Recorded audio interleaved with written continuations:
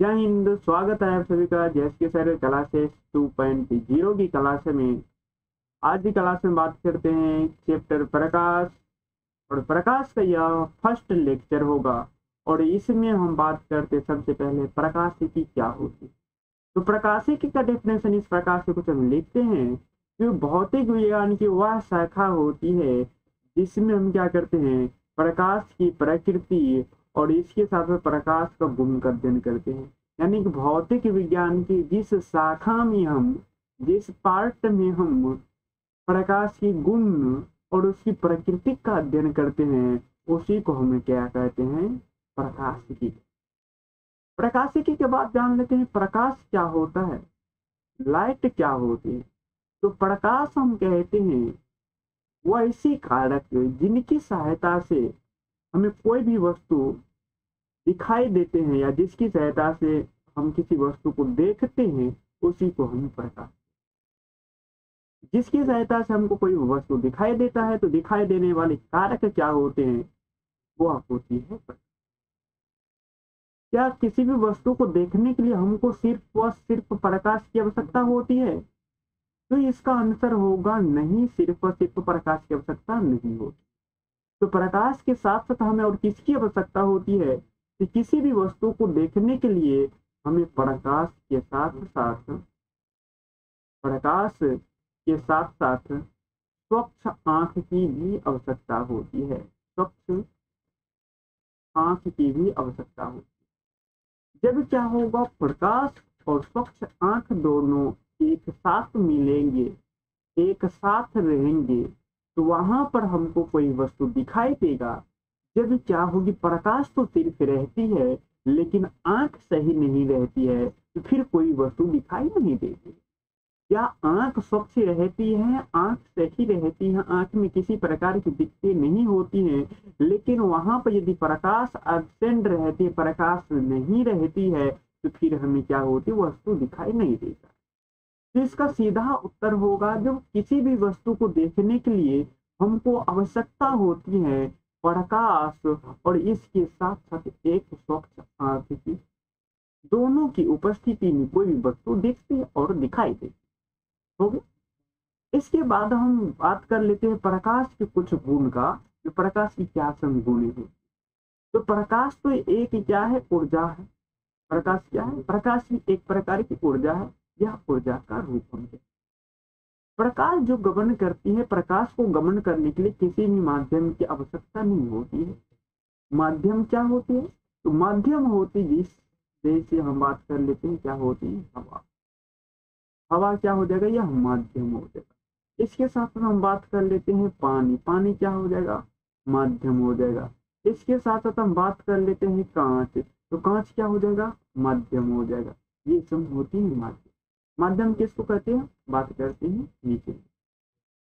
इसके बाद यदि हम बात करते हैं प्रकाश की किरण की वेग पर विद्युत क्षेत्र, चुंबकीय क्षेत्र एवं गुरुत्वीय क्षेत्र का कोई भी प्रभाव नहीं पड़ता। अब इस प्रकार से कोई भी बात नहीं है जिससे कि यदि प्रकाश गुजरती है और प्रकाश के गमन पथ में यदि शक्तिशाली चुंबक को रख देंगे, तो प्रकाश की किरण आकर्षित होकर चुंबक जुड़ जाए, इस प्रकार की बात नहीं होती।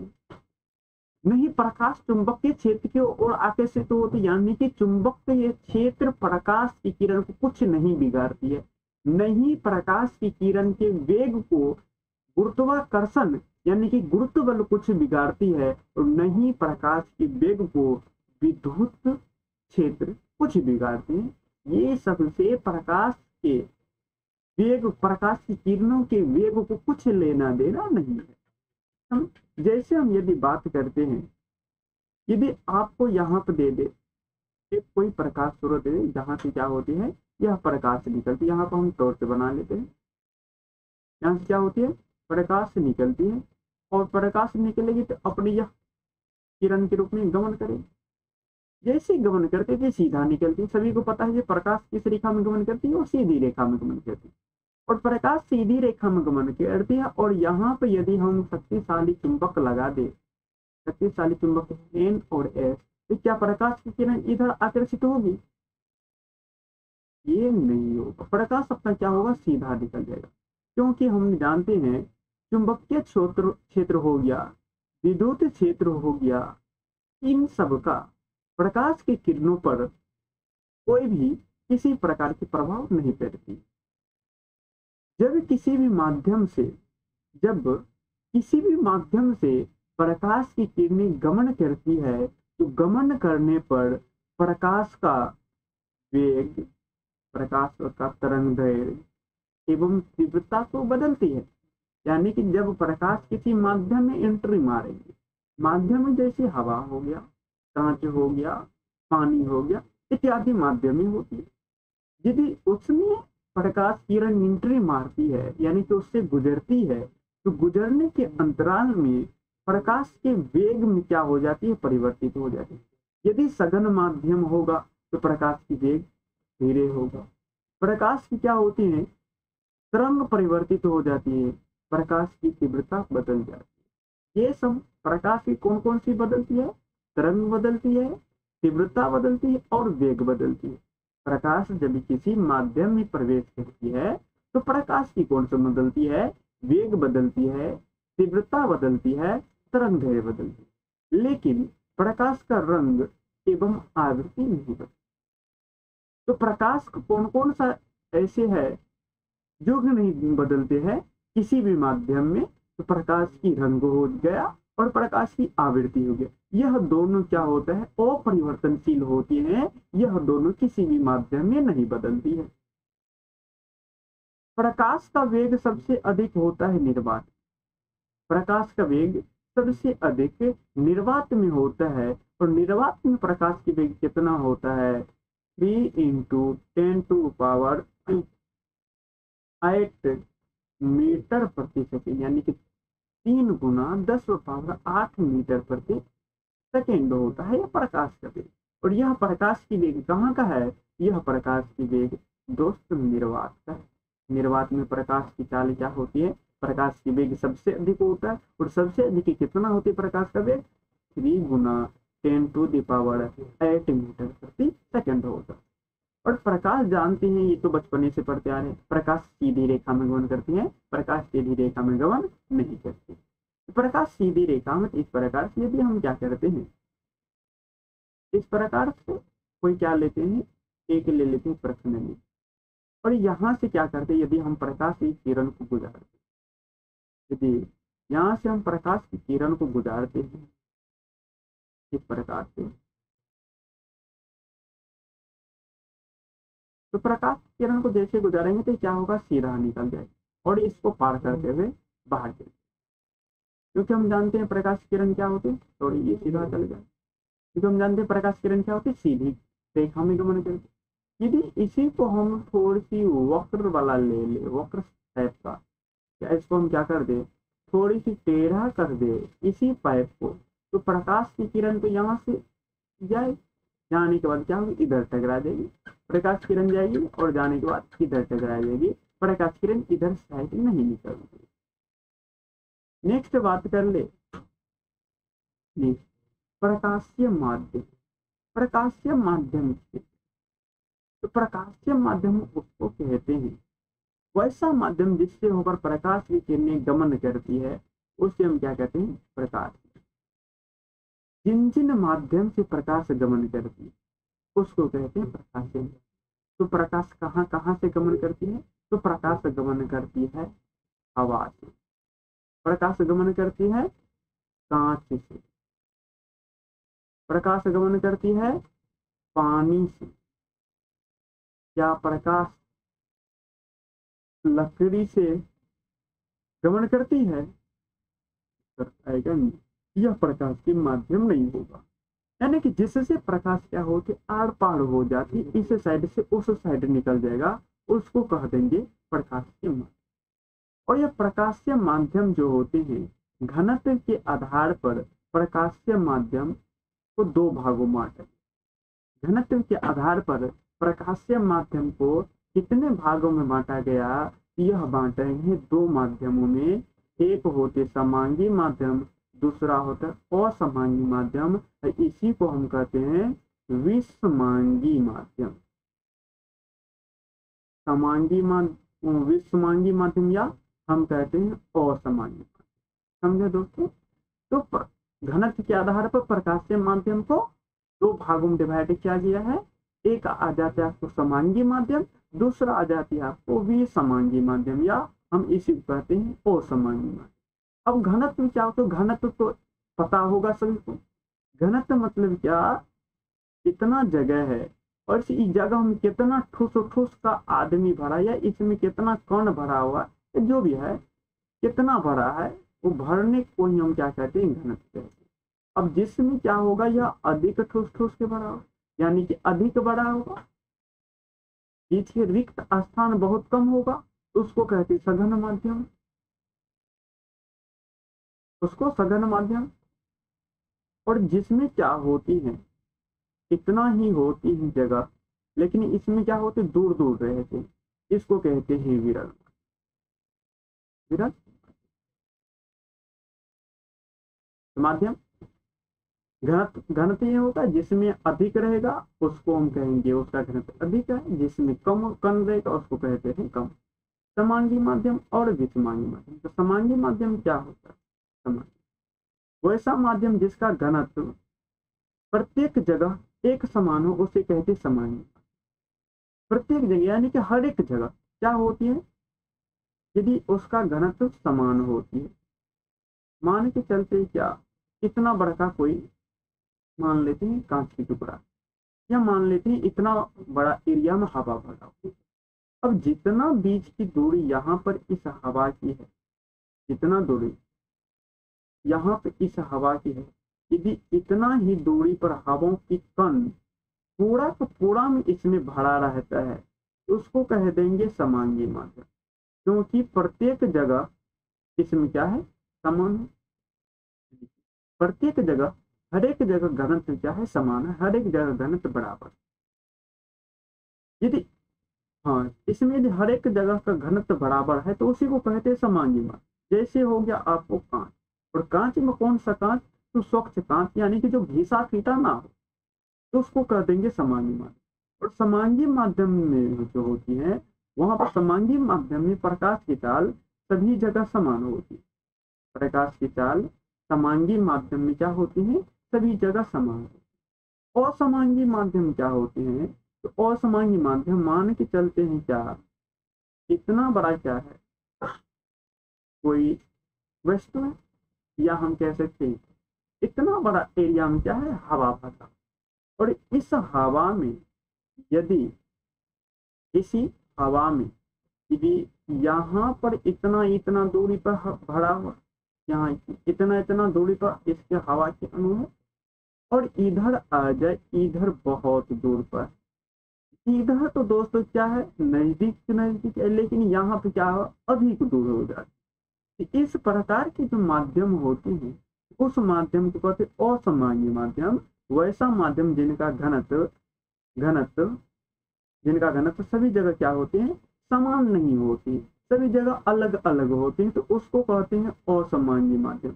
जिस प्रकार से गंदा वातावरण, गंदा पानी, घिसा हुआ कांच।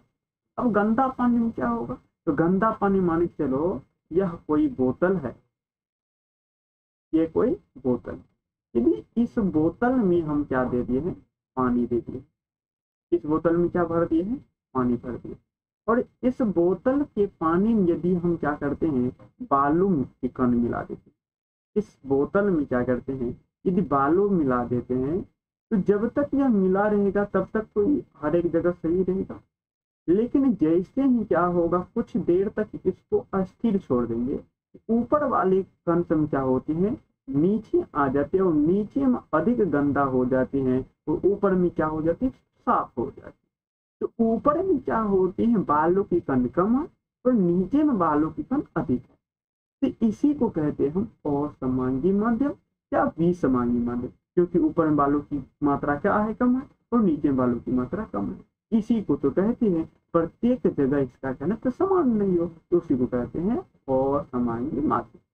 जैसे यदि और हम बात कर ले, तो हवा की बात कर ले, तो हवा की बात कर ले, तो हवा चलती है हर एक जगह समान चलती है, एक जगह इस प्रकार से चलती है हवा, और नीचे में यदि हम यहाँ पे क्या कर दे, आग जला दे, नीचे में क्या कर दे, आग जला दे, तो आग जलाएंगे इस प्रकार से, यहाँ की वातावरण क्या होगी, गर्म होगी, और गर्म होगी तो इसके ऊपर भी हवा क्या हो जाएगी, गर्म होगी, और गर्म होने पर यह हवा क्या होगी, उड़ेगी ऊपर। और यहाँ की जो हवा होती है, यहाँ की हवा की बीच की रिक्त स्थान अधिक होगी, यानी कि यहाँ की हवा हल्का होगी, इसकी बीच की रिक्त स्थान क्या होती, अधिक होती, किसकी अपेक्षा, इसके बगल की अपेक्षा। तो इसलिए देखते हैं जब क्या होती है, आग जलती हुई रहती है, या क्या होते हैं, एकदम धड़कती रहती है, इस साइड से उस साइड देखने पे क्या होती है, ऐसे ऐसे ऐसे ऐसे हमको दिखाई देता है, यानी कि टेढ़ा टेढ़ा दिखाई देता है, वह होता है माध्यमों की वजह। यदि आगे बात करें तो आगे हम बात कर लेते कहाँ पर, प्रकाश की किरण।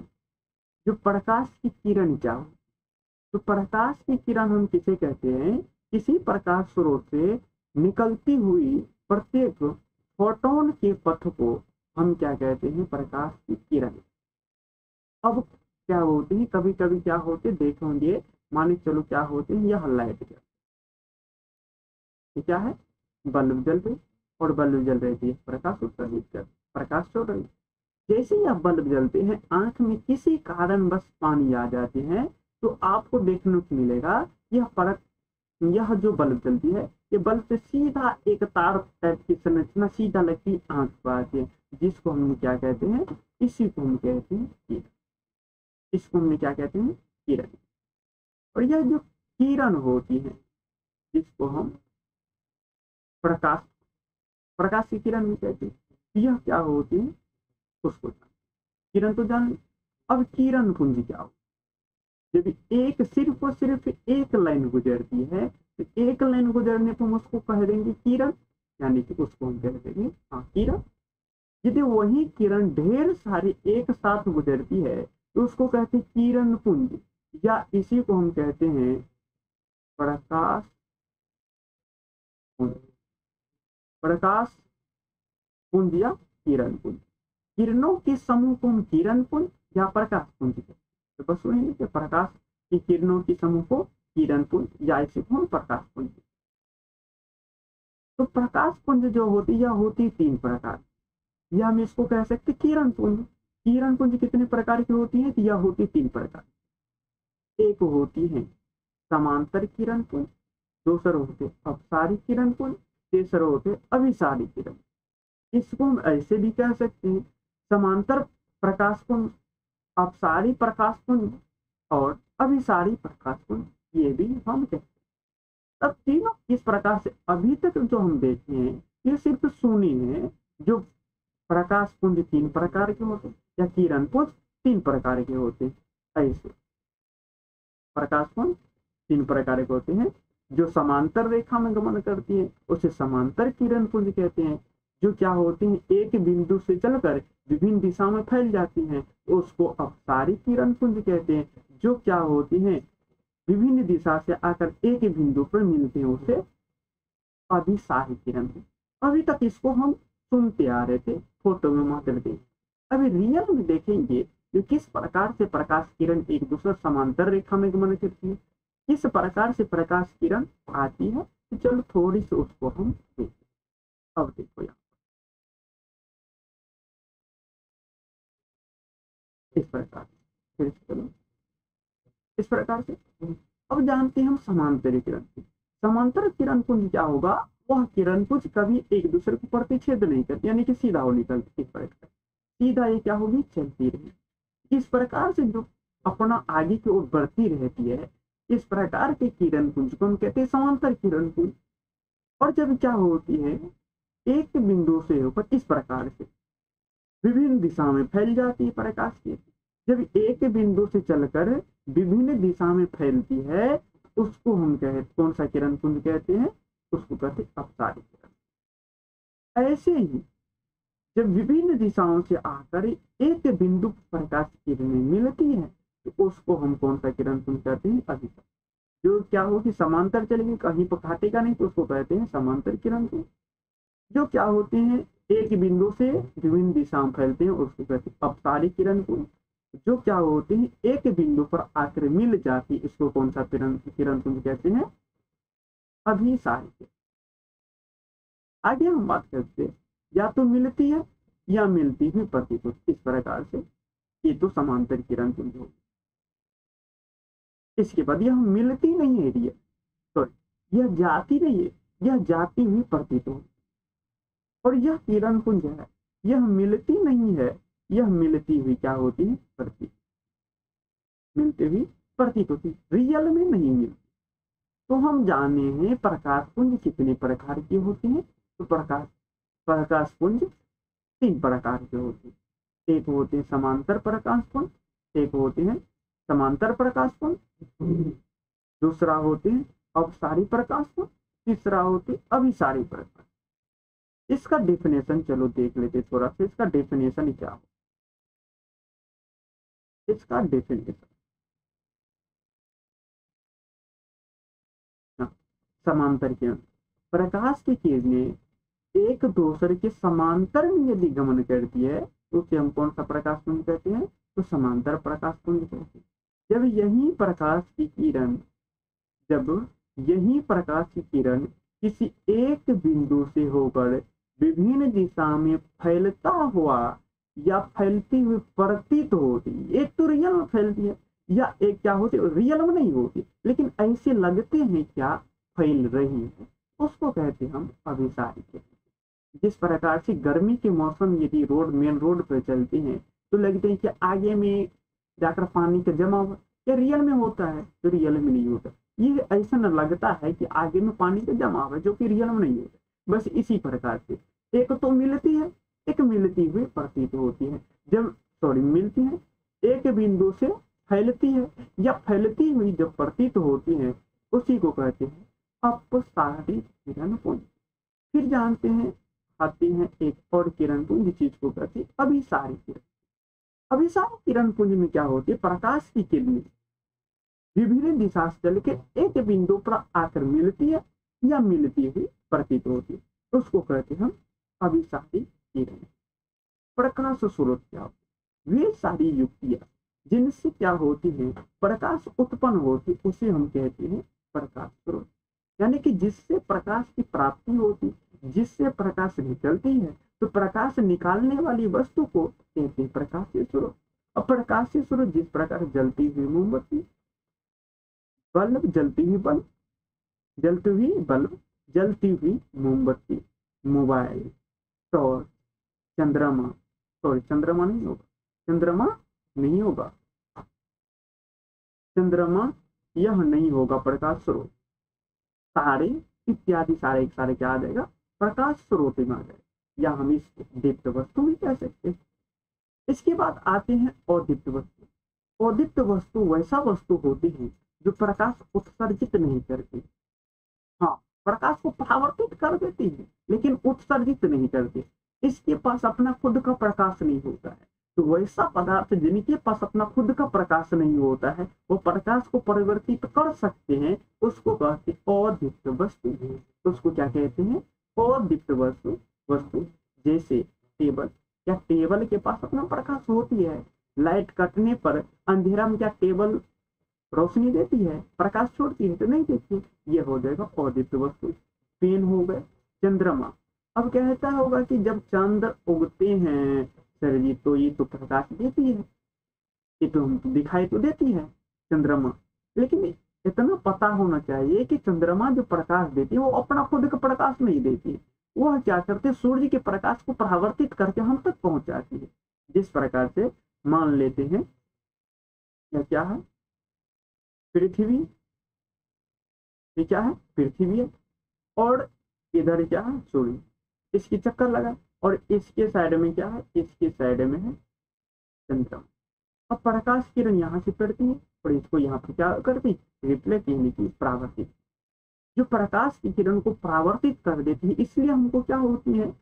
चंद्रमा चमकती हुई दिखाई देती है, अन्यथा उसके पास अपना खुद का प्रकाश नहीं होता है, इसलिए चंद्रमा एक अदीप्त वस्तु। आगे बात करते हैं, आगे बात कर लेते हैं। आगे हम चलते कहाँ पर?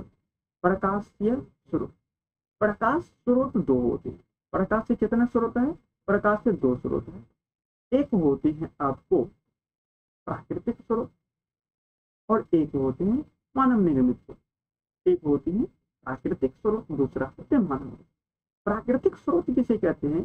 तो प्राकृतिक द्वारा जो प्रकाश स्रोत को बनाया गया है, जो प्राकृतिक द्वारा प्रकाश स्रोत हमको प्राप्त हुआ, उसे हम कहते हैं प्राकृतिक। यानी कि ऐसा प्रकाश स्रोत जिसे मानव ने नहीं बनाया हो, खुद पहले से ही बना हो, उसको कहते हैं हम प्राकृतिक प्रकाश स्रोत। अब प्राकृतिक प्रकाश स्रोत क्या लिखा गया है? गलत है। जिस प्रकार से सूर्य, ये सूर्य क्या सूर्य को मानव ने बनाए हैं? मनुष्य ने बनाए सूर्य को? सूर्य को मानव यानी कि मनुष्य ने नहीं बनाया, ये पहले से बना हुआ। ये क्या हो जाएगा? प्राकृतिक प्रकाश स्रोत। तारे, क्या तारे क्या हम आपको कोई बनाए हैं? नहीं बनाए। तो तारे का हम सब नहीं बनाए, यानी कि मानव ने नहीं बनाया है, इसलिए तारा कौन सा प्रकाश स्रोत हो जाएगा? यह हो जाएगा प्राकृतिक प्रकाश स्रोत। इसके बाद आते हैं मानव निर्मित प्रकाश स्रोत। मानव निर्मित प्रकाश स्रोत किसे कहते हैं? तो वैसा प्रकाश स्रोत जिसे मानव ने खुद से बनाया हो, तो उसको कहते हैं मानव निर्मित प्रकाश स्रोत। जिस प्रकार से बल्ब से प्रकाश निकलती है, तो बल्ब से जो प्रकाश निकलती है, बल्ब को किसने बनाया है? तो मानव ने बनाया है, इसलिए वो कौन सा प्रकाश स्रोत? मानव निर्मित प्रकाश स्रोत। मोमबत्ती किसने बनाया? मानव ने, और वो प्रकाश देती है, इसलिए मोमबत्ती कौन सा प्रकाश स्रोत? मानव निर्मित प्रकाश स्रोत। लालटेन, टॉर्च, मोबाइल इत्यादि सारा कौन सा प्रकाश स्रोत हो जाएगा? इत्यादि सारा यह हो जाएगा आपको मानव निर्मित स्रोत। अब यदि बात कर लेते हैं प्रकाश का परावर्तन, तो प्रकाश के परावर्तन क्या होते हैं? प्रकाश का परावर्तन, तो किसी भी प्रकाश स्रोत से आने वाले प्रकाश की किरणें, किसी भी प्रकाश स्रोत से आने वाली प्रकाश की किरणें जब क्या होती, किसी परावर्तक सतह से टकराती है, टकराने के बाद वो अपने ही माध्यम में लौट जाती है। जो अपने ही माध्यम में लौट जाती है, तो लौटने की किसी घटना को प्रकाश का परावर्तन।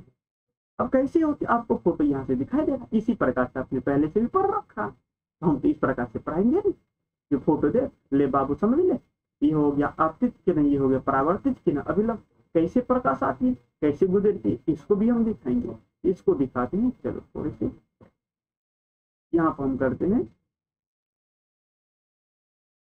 आपतित किरण, परावर्तित किरण, ऐसे प्रकाश का परावर्तन। चलो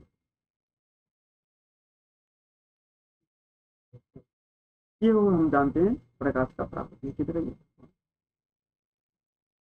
इस प्रकार से आई प्रकाश किरण। अब इधर कोई प्रकाश स्रोत है, इधर मान लेते टॉर्च है, जो भी जहां से प्रकाश निकल तो निकल लेगा। ये प्रकाश किरण आई इधर से, जैसे कहां से टकराए, यह परावर्तक सतह से टकराती है। जैसे प्रकाश किरण आए, तो प्रकाश किरण आने पर कहां से टकराती है? यह परावर्तक सतह से टकराती है। और जैसे परावर्तक सतह से टकराती है, तो टकराने के बाद यह क्या होती है? यह प्रकाश किरण पुनः फिर देखो लौट, इस प्रकार से प्रकाश किरण निधन होगी। फिर से देखो एक बार, प्रकाश किरण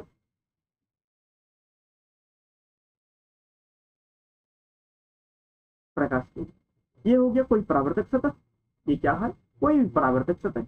और इस परावर्तक सतह से क्या होती है? प्रकाश किरण आती है और टकराती। जैसे परावर्तक सतह से टकराती है, टकराने के बाद यह प्रकाश किरण क्या होती? लौट जाती। यह आई प्रकाश किरण इधर से क्या हुई? चली गई। ये हो गया आने वाली किरण और यह हो गई जाने वाली किरण। और इन किरणों के बीच में क्या होते हैं? एक डाल देते हैं हम अभिलंब, या ये बीच में जो होता है इसको कहते हैं अभिलंब। ये बीच में क्या हो जाती है? अभिलंब। जो प्रकाश किरण आती है उसको कहते हैं आपतित किरण, जो आने के बाद टकरा कर लौट जाए तो उसको कहते हैं परावर्तित किरण। और बीच में जो डंडा की तरह खड़ा है इसको कहते हैं अभिलंब। और जिस बिंदु पर आकर प्रकाश किरण मिलती है, यानी कि परावर्तक सतह से टकराती है, उस बिंदु को कहते हैं आपतन बिंदु, जिसको हम सूचित करते हैं ओ से। तो समझा दोस्तों, ये होती है प्रकाश की परावर्तन। प्रकाश किरण उधर से आए, आने के बाद परावर्तक सतह से टकराए और टकराने के बाद पुनः लौट गए। तो आए किरण आपतित किरण, गए किरण परावर्तित किरण, बीच में लंबा खड़ा है अभिलंब। जिस बिंदु पर आ रही प्रकाश किरण, यानी जिस बिंदु से प्रकाश किरण जा रहे उसी को कहते हैं आपतन बिंदु। आपतन बिंदु और प्रकाश की परावर्तन जो होते हैं, इसको दोस्तों दो नियम होते हैं। दो नियम होते हैं। एक नियम होते हैं, यह हो गया आपको आपतित किरण, यह हो गया परावर्तित किरण, और यह हो गया अभिलंब। तीनों क्या होती, एक ही तल में होती। जिस प्रकार से एक किरण होगी बस उस प्रकार से तीनों, यानी एक ही तल में प्रकाश किरण होती। तो प्रकाश की परावर्तन का पहला नियम, प्रकाश परावर्तन का पहला नियम आपतित किरण, परावर्तित किरण और आपतन अभिलंब, तीनों क्या होती, एक ही तल में होती। ये होगी प्रकाश परावर्तन का पहला। और प्रकाश परावर्तन का दूसरा नियम कहता है आपतन कोण।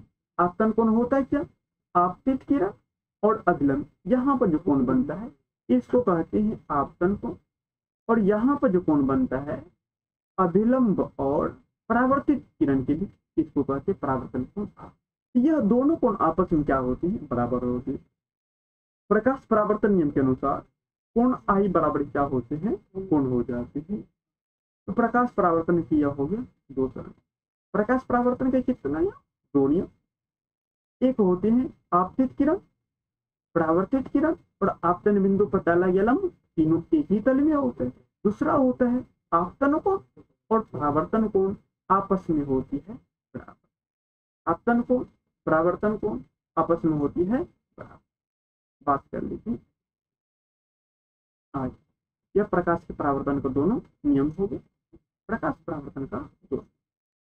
इसके बाद प्रकाश के परावर्तन सतह, प्रकाश के परावर्तक तल के आधार पर दो भागों में बांटा गया। यानी कि प्रकाश के जो परावर्तन होते हैं, यह परावर्तक तल मतलब क्या होते हैं, जहां पर प्रकाश किरण आकर क्या होती, टकराती है। जब टकराती है तो इसी को क्या बोलते हैं, परावर्तक तल। इस परावर्तक तल के आधार पर प्रकाश के परावर्तन को दो भागों में बांटा गया, यानी कि दो प्रकार से प्रकाश के परावर्तन होते हैं। वो परावर्तन कौन कौन से है, एक तो होती है नियमित परावर्तन, दूसरा होती है अनियमित परावर्तन। तो नियमित परावर्तन किस प्रकार से होते हैं, तो नियमित परावर्तन को थोड़ी से आप जान लेते हैं। नियमित परावर्तन इस प्रकार, प्रकाश किरण आई और आने के बाद जैसे परावर्तक सतह से टकराती है, आती किस किरण पुंज के रूप में, अभी किरण पुंज आपको पता है, तो आ रही है यह प्रकाश की किरणें जो परावर्तक सतह से टकराने, यह आती है समांतर किरण पुंज के रूप में। समांतर किरण पुंज के रूप में आए, और जब यह प्रकाश किरण समांतर किरण पुंज के रूप में ही रिटर्न हो जाए, जब क्या होगा, समांतर किरण पुंज के ही रूप में रिटर्न हो जाएगी, इसको कहते हैं नियमित परावर्तन। यानी कि समांतर प्रकाश किरण आए और समांतर रूप में गमन करेंगे, इसको कहते हैं नियमित प्रकाश का परावर्तन। जब यही प्रकाश की, एक बार फिर से देखिए, जब प्रकाश किरण, ये हो गया परावर्तक, और परावर्तक सतह क्या होती है, प्रकाश किरण आती है और आने के बाद पुनः ऐसे ही लौट जाती, इसको कहते हैं नियमित परावर्तन। और नियमित परावर्तन कब होगा, जब क्या होते हैं, परावर्तक तल जो होते हैं, यानी कि परावर्तक सतह जो होते हैं, यह परावर्तक सतह समतल होती है। तो परावर्तक सतह समतल होती है तो वहां होती है नियमित परावर्तन। जब परावर्तक सतह समतल नहीं होगा, जब परावर्तक सतह समतल नहीं होगा, यानी कि ऊपर नीचे होगा, इस प्रकार से कुछ, यहाँ पर होती है अनियमित परावर्तन। अनियमित परावर्तन इसलिए होता है क्योंकि प्रकाश की किरण तो आती है समांतर रूप में, प्रकाश किरण आती तो समांतर रूप में, लेकिन जाने में क्या होते, अनिश्चित होते, किधरों से किधरों चली जाती। इस प्रकार का जो परावर्तन होती है उसको कहते अनियमित परावर्तन। यानी कि प्रकाश की किरण समांतर रूप में तो आई, लेकिन असमांतर रूप में गुजरती है, उसको कहते हैं अनियमित परावर्तन। उसको क्या कहते हैं, अनियमित परावर्तन। तो आज हम यही तक रहते हैं प्रकाश परावर्तन का नियम तक। अब नेक्स्ट क्लास जो होगी, उस नेक्स्ट क्लास में बात कर लेंगे प्रतिबिंब क्या होती है, प्रतिबिंब कितने प्रकार की होती है, और उससे आगे कहाँ चलते। यदि आपको क्लास यहाँ तक पसंद आए हो और आपको क्लास में समझ में आया है, तो हमारे चैनल को फटाफट से सब्सक्राइब कर लीजिए और वीडियो को अधिक से अधिक शेयर कीजिए।